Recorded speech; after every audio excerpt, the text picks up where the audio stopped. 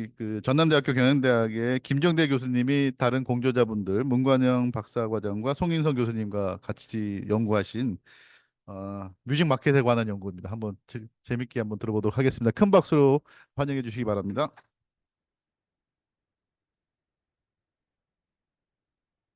네, 안녕하세요. 두 번째 발표를 맡게 된 전남대 김종대입니다. 발표 앞서서 춘계대회에 이어서 또 전남대에서 올해가 가기 전에 한 번 더 모실 수 있게 되어서 너무 좋았고요.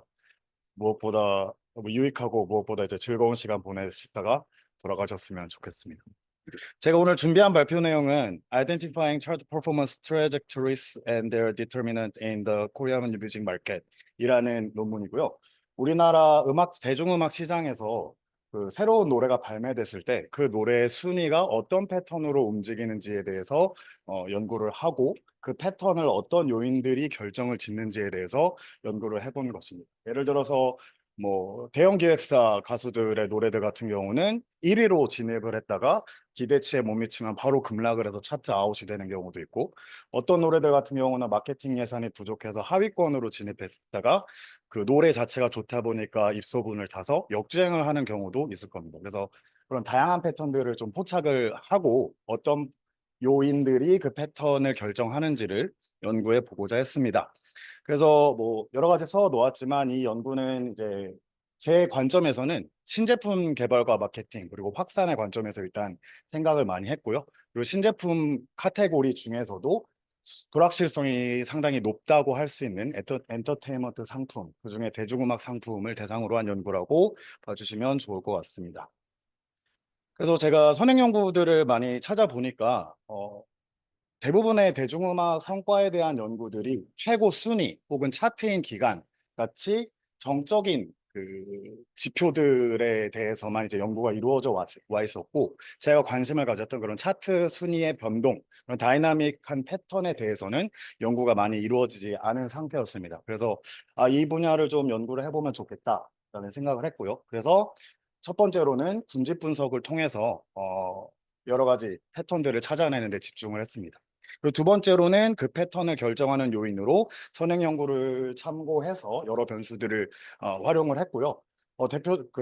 본 연구의 이제 시사점 중 하나라고 할 수 있는 것은 어쿠스틱 피처라고 이제 영어로 이제 표기가 되어 있는데, 이 딥러닝 기반으로 이제 음원에 대한 특성을 추출한 이제 변수들을 활용을 했습니다. 네, 뭐 이따가도 설명을 해드리겠지만 저희가 직접 추출한 것은 아니고 스포티파이에서 API로 저희가 크롤링을 해서 한글로 번역할 때는 뭐 음악의 내적 특성, 음악적 특성에 대한 변수들을 추가를 했습니다. 그래서 그 변수들을 활용해서 패턴이 어떻게 결정되는지를 연구를 해보고자 했습니다.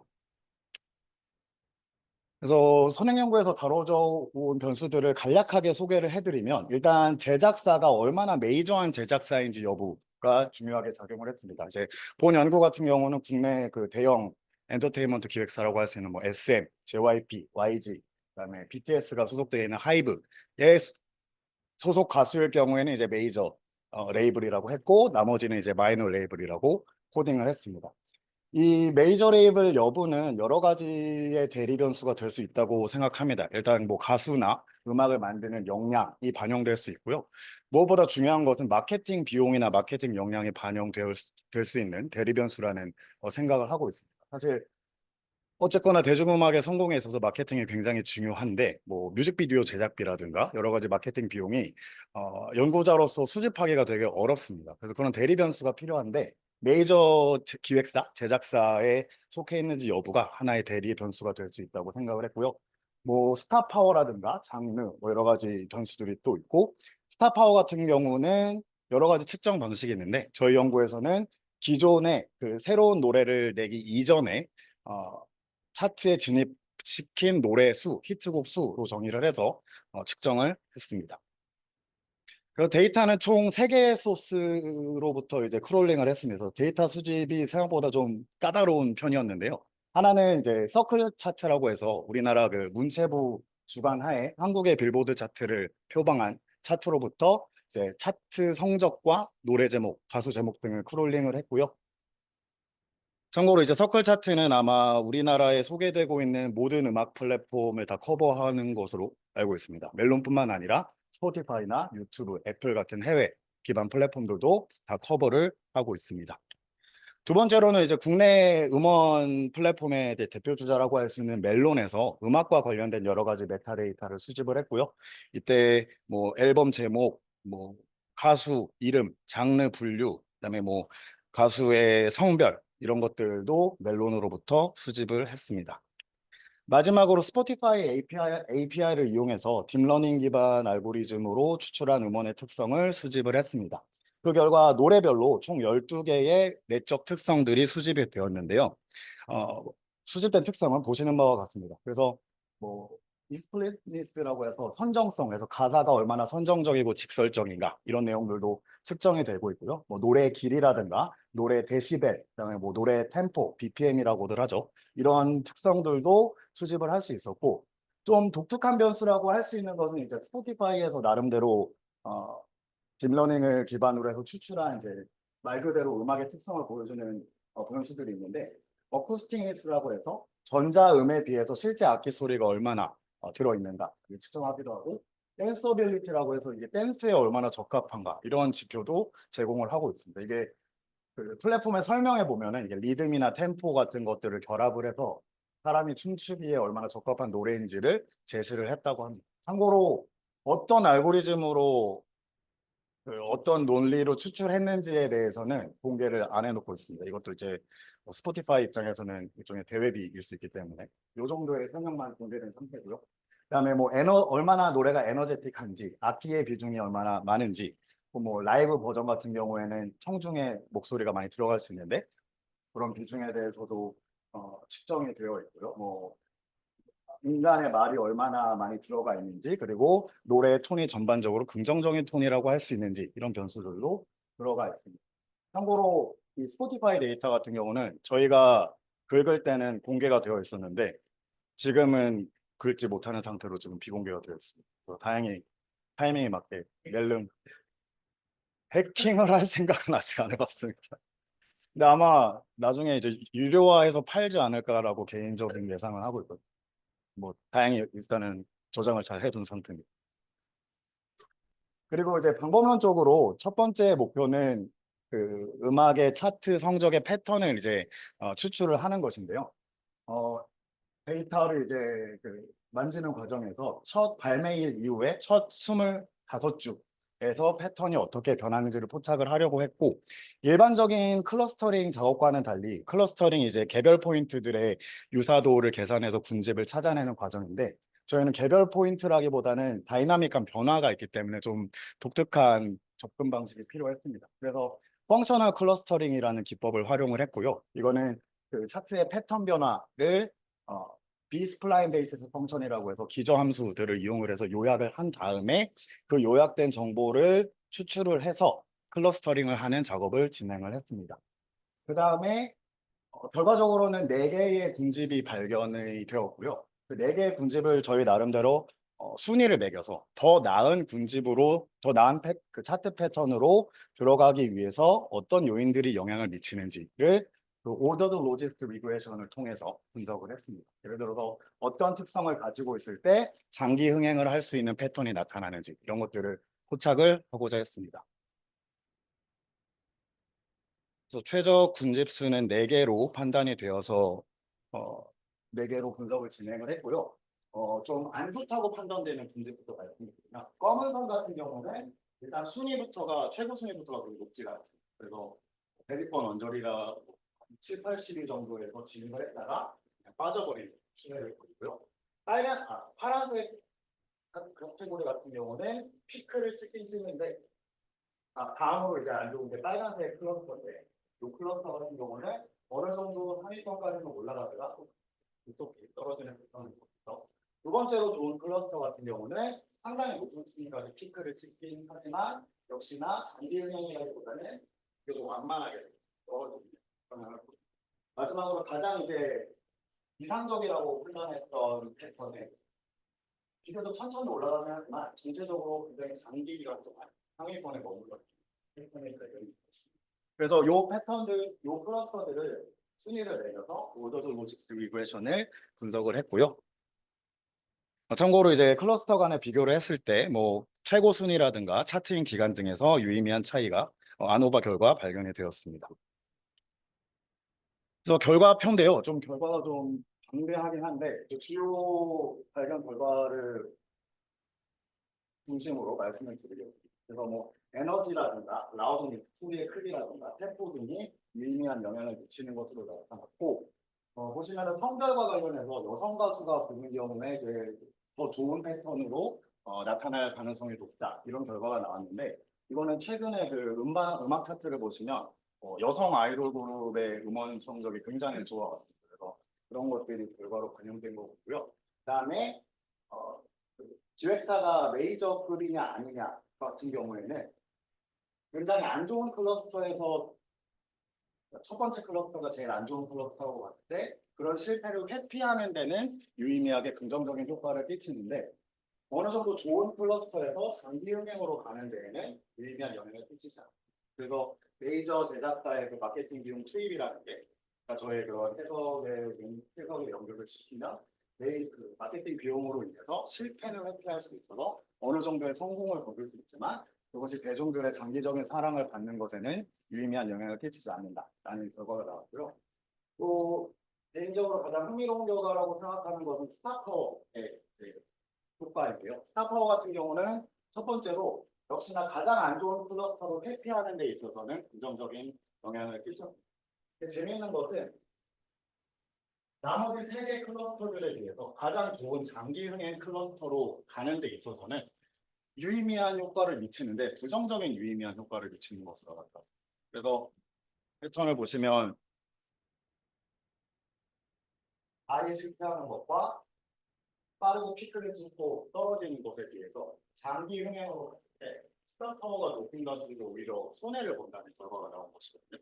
솔직히 말씀드리면 이 결과가 처음 나왔을 때 살짝 당황하긴 했었습니다. 제가 이제 기대했던 것과는 살짝 다른 결과였는데 이와 관련해서 이제 몇 가지 가설을 생각해 본 것은 일단 스타 파워가 높다는 것은 아까 말씀드린 대로 이 연구에서는 히트곡 수가 과거에 히트곡 수가 많은 가수들이 스타 파워가 높은 건데 그에 따라서 대중의 기대치가 굉장히 높아졌을 가능성이 있습니다. 그래서 일단 초기에는 차트에서 매우 높은 순위에 진입을 하는데 기대치가 높을수록 기대에 못 미칠 가능성이 높을 가능성이 있겠죠. 그래서 빠르게 떨어지는 패턴으로 비교될 수 있다는 가설을 한번 만들어 봤고요. 생각을 해봤고요.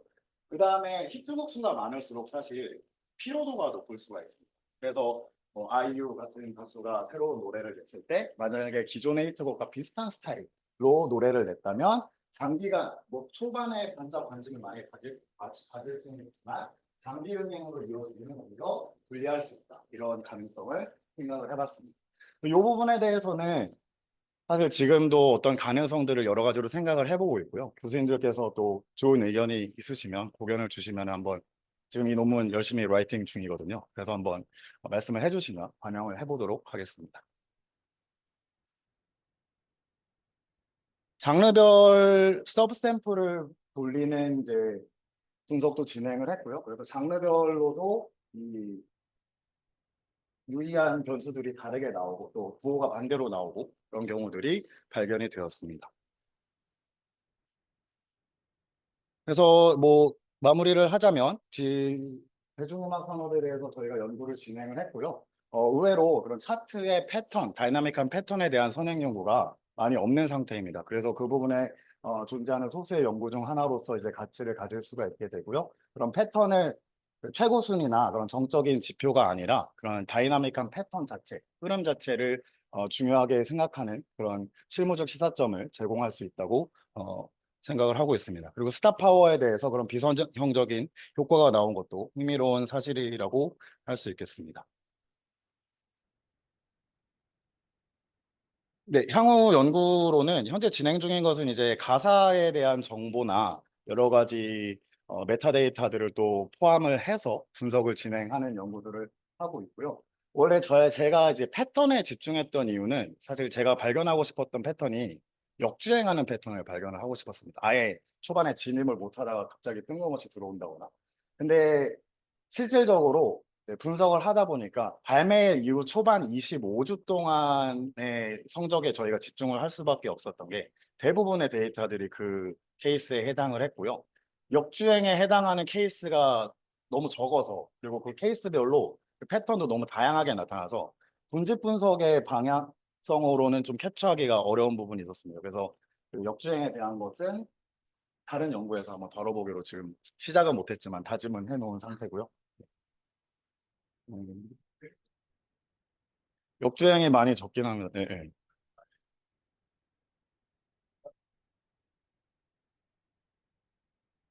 아, 역주행 케이스만 아예 따로 해서요.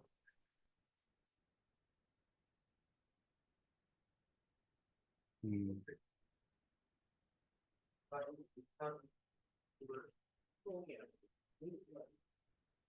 네,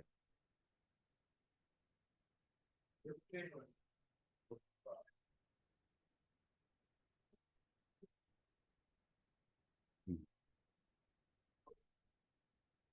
네,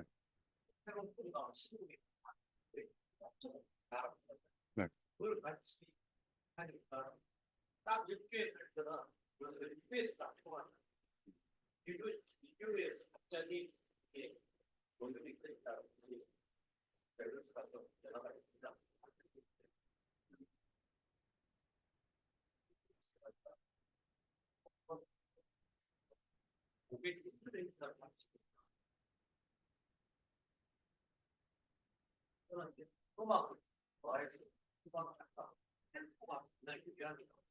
네, 네.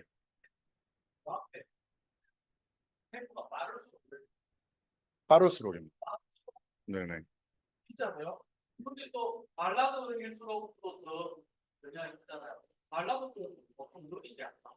아, 이게 로지스틱 회계분석에서 지금 익스포넨셜 값을 표시를 해서 1보다 작으면 음의 영향으로 해서 발라드는 네네.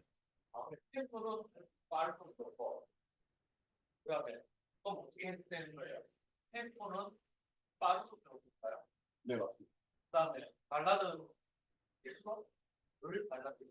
발라드일수록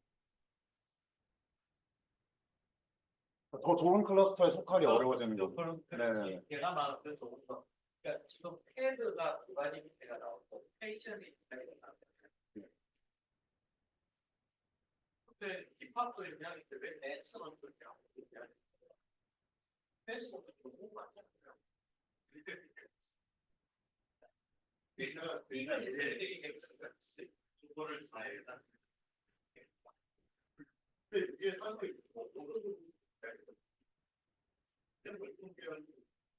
아, 멀티노미얼로 했을 때 사실 결과가 좀 재밌는 게 안 나왔었어요. 네. 아, 네네. 네. 음,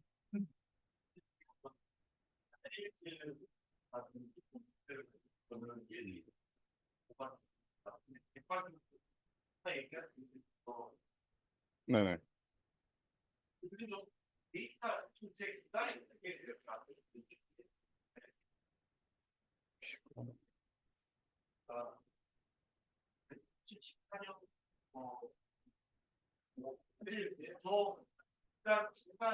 네.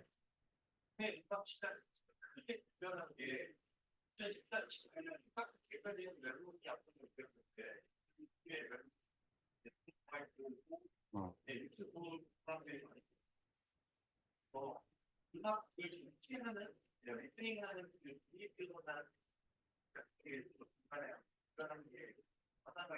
네.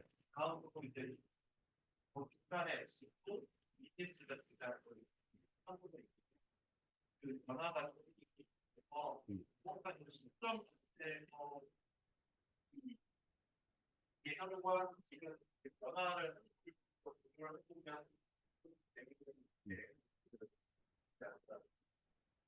음. 네네. 음,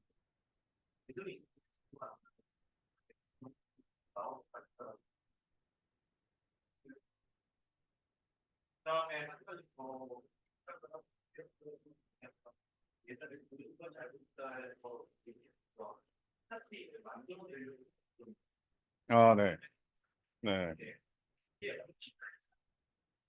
음.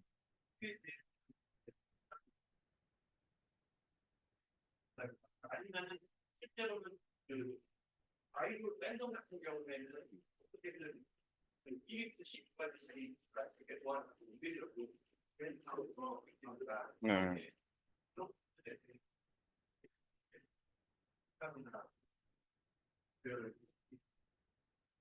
그 차트 음원 순위 조작에 대해서는 사실 반영한 것은 따로 없는 상태고요. 아이돌 팬덤 같은 경우는 제가 한 가지 말씀드리고 싶습니다. 아마 그 박철 교수님 코멘트랑 연결될 수도 있는데 그 장르별로 분석을 했을 때 메이저 기획사인지 여부가 영향을 미치는 게 댄스 장르 하나에서만 잘 나타나거든요. 근데 이게 그래서 메이저 기획사에서 데뷔한 아이돌들만으로 설명할 수 있는 패턴이 지금 있는 것으로 보이고요. 그래서 결과적으로 전체 데이터를 돌렸을 때 댄스에 영향이 안 나온 것도 그냥 메이저 기획사 여부에 이제 연관이 되어 있어서 안 나왔을 가능성도 지금 생각을 하고 있습니다.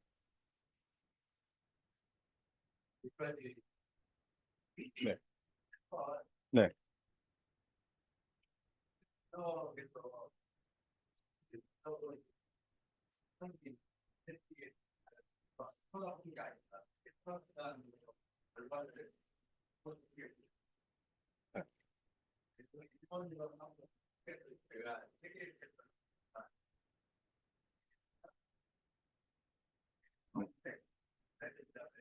네.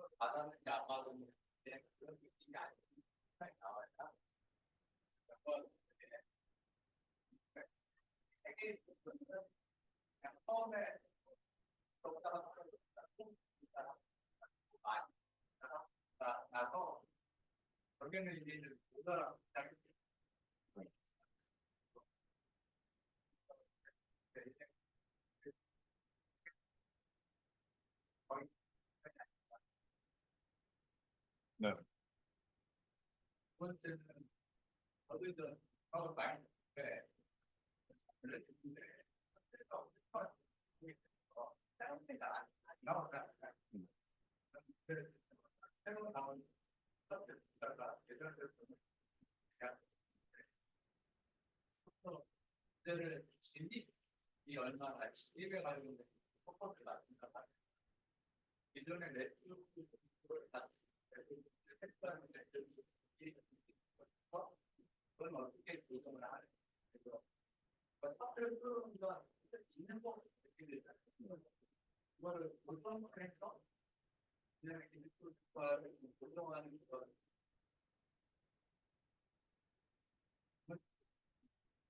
어, 네.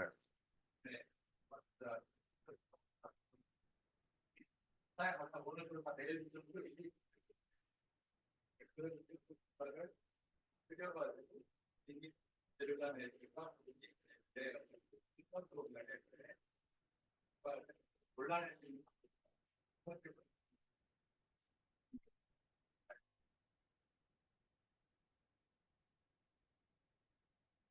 뭐 초기 차트 성과에 대한 분석은 한번 실제로 돌려봐야 될 것 같긴 하고요. 근데 말씀하신 대로 실질적인 효과를 끼칠 것 같긴 합니다. 또 코멘트는 저희가 수정하는 방향에서 좀 적극적으로 고려를 해서 적극적으로 보겠습니다. 네네네. 최고의 대회에 근데 마찬가지로 맞짱하는 세 개가 다 맞짱인데 저조하게 맞짱하느냐 중간으로 맞짱하느냐 높게 맞짱하느냐 쉽게 중간 사이가 있고 제가 지금 세 개가 이걸 또 오도록 했잖아요. 네. 그래서 패턴을 나타내고 하는 게 뭐냐 이거는 결과적인 세계 그냥 그 자체를 패턴 없애고 그 안에 문제방에 들어있는 목적이 결국에는 처음에 얼마나 많이 처음으로 받아보는 비교했다. 안 하는 게 아닌가. 생각을 제가 해보고 다른 영역과 여전히 이렇게 구분하는 게 필요하고 그런 항상 조합 아니라 항이 조합이냐 또 떨어지는 항과 굉장히 그래서 조합 이런 조합이라는 지금 현재 기존의 어떤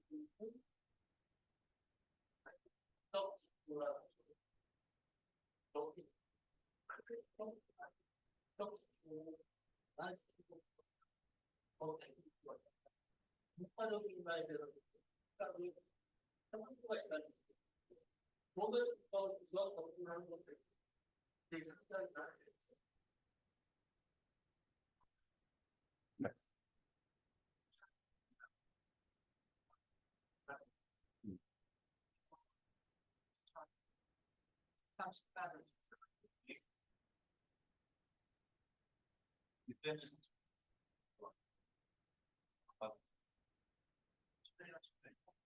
음.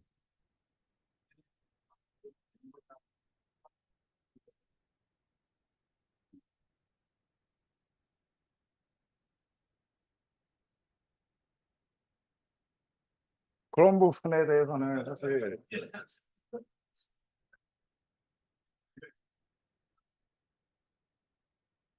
그리고 지금 요 패턴과 그런 거에 대해서 혹시 리터처를 보신 적이 있는지 모르겠는데 네. 아이들에 대한 전에 그래픽 사이언스 페이퍼에는 영화가 있고요.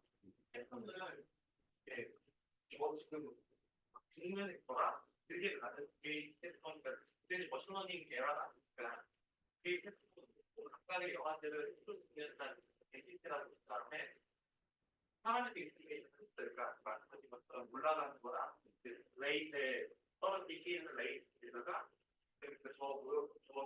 저 패턴을 유효한 페이지는 사람들 세 개를 가지고 그 세 개를 각각의 영화별로 을 넣은 다음에 거기에다가 그 사람의 또 값들을 원래 영화들의 메타 데이터로 연결을 시키는 것을 지금 하시는 데이터에 형태로 이제 모델링을 하는 게 있거든요. 그래서 거기서도 기본적 기법의 아이디어 자체는 하고 그거를 훨씬 더 이제 발전시키는 그거를 아까 말씀드린 정보에 하게 나온 게 최근 스포티파이라는 넷플릭스라든지 이런 데에서는 이그 회사들이 큐레이션 해주는 큐레이션 해주는 거에 사람들의 리스폰들을 들어서 질문하죠. 네, 그거를 일단 차트 100, 그 1픽스짜리 큐레이션에 대한 사람들이 있었다. 그 다음에 새로운 홈페이지 만들어진 큐레이션에 대한 리스폰스나 이걸 이렇게 비교를 해주는 보면 많은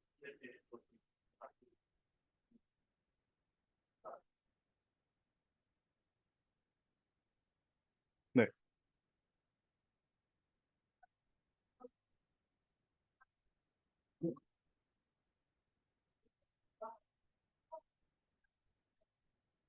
네.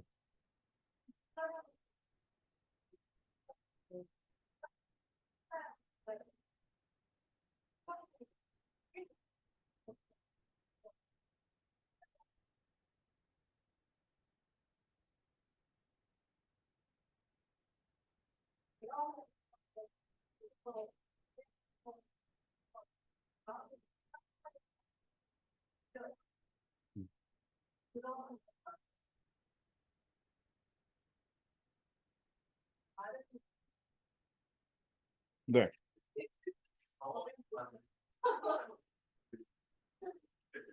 사실 그 교수님들 지금 말씀을 해주시는 게 뭐 방송 관련 데이터도 있고 사실 저 욕심 같아서는 사실 유튜브 조회수라든가 이런 거 다 포함시켜야 된다고 생각하거든요. 근데 제가 그 시절로 돌아가서 매일매일 카운트를 할 수 없는 상황이기도 하고 또 이명호 교수님께서 또 날카롭게 지적해 주셨는데 알고리즘 같은 경우는 사실 모델링 뭐 하는 방법이 있을 수 있는데 지금 상태에서 반영하기가 쉽지 않다는 거를 저희도 이제 알고는 있습니다. 그래서 저희가 사실 제가 짧게 넘어갔지만 데이터 소스 3개에서 저게 크롤링 하는 게 노래 제목 검색해갖고 또 일치율 봐갖고 서치 쿼리로 해서 하는 과정들이 조금 지난했거든요. 그래서 저희끼리로는 이제 요 정도면 그냥 하자 약간 이렇게 해서 한 것들이 있었습니다. 그래서 사실 월드 오브 마우스는 뭐 이런 것들 다 포함을 시키고 싶었는데 좀 현실적인 문제라든가 이런 것 때문에 못한 부분이 있는 건 사실입니다.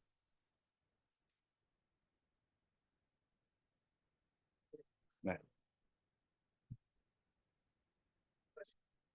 네. 감사합니다.